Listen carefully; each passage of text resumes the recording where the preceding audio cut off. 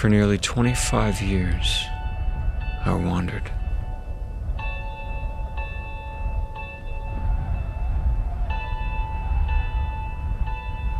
I was born in 1968 to a good family, though we didn't believe in God. In fact, as I grew older, I began to make fun of people who thought God was real. I didn't need somebody else's make-believe God. I was certain he wasn't there. From age 14 to 22, I lived entirely for myself.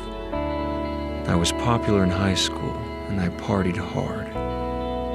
I even won 2 state basketball championships. By age 18, I had a full-ride scholarship to play college basketball. I felt like I was on my way. But 4 years later, it all came crashing down. I'd made some bad choices, and gradually I lost everything I had earned. I'll never forget the day, at age 22, on a Thursday, that I decided to end my life. I sat in the school cafeteria that day, thinking about how I was going to do it, how I would spend my last weekend on Earth, when I overheard 2 girls at a nearby table talking about fasting and prayer. I interrupted, asking them what fasting was. One of them told me it was something they did when they wanted help from God. It seemed so silly, but I listened, intrigued. That night, all alone, I knelt down and prayed for the first time in my life.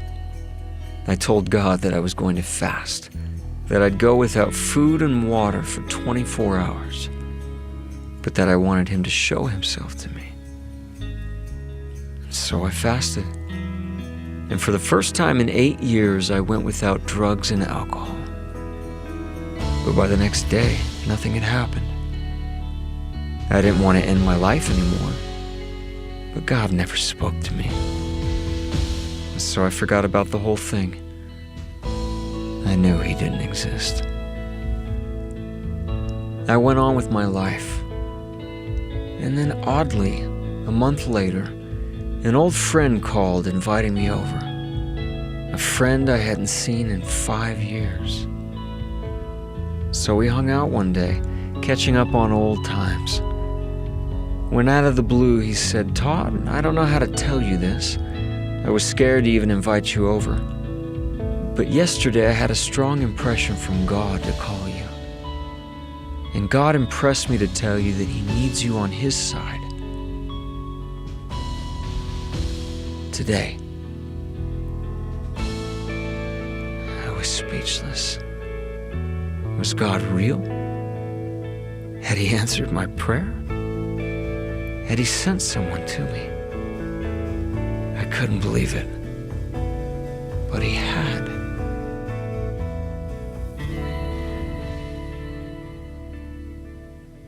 With my friend's help, for the next year and a half, I fought like a lion to overcome all my problems.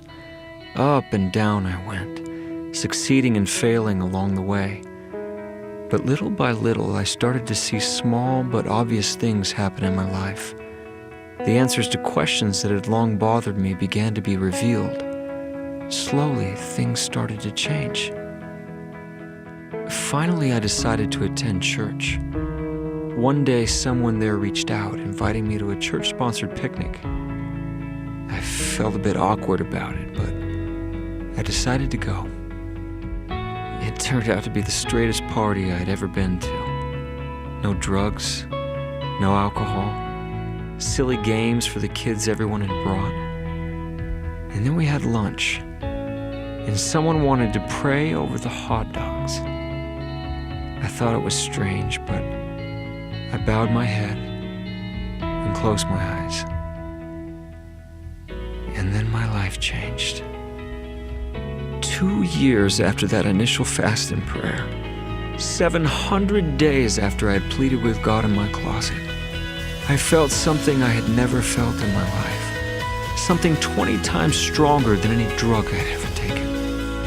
It was as if someone were hugging me, as if someone were telling me I was home, that these people were good, and that I needed to be with them, that God was there, and that He knew me by name, and that He loved me. I had always thought that if God were to manifest Himself to me, that He would come down in a lightning bolt, or in a great clash of fire. But I learned that day at the picnic that I was wrong.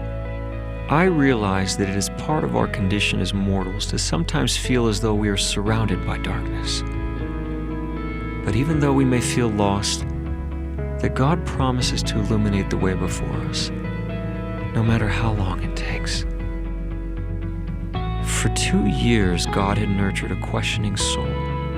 Little by little, He had given me as much as I could handle, until the day I was humble enough to hear fully what He wanted to tell me.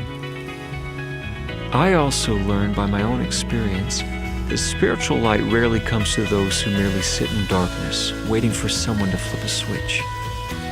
It takes an act of faith to open our eyes to the light of Christ. 20 years later, I still don't know everything, but I now know who I am. I know who God is, and I know that God's light is real.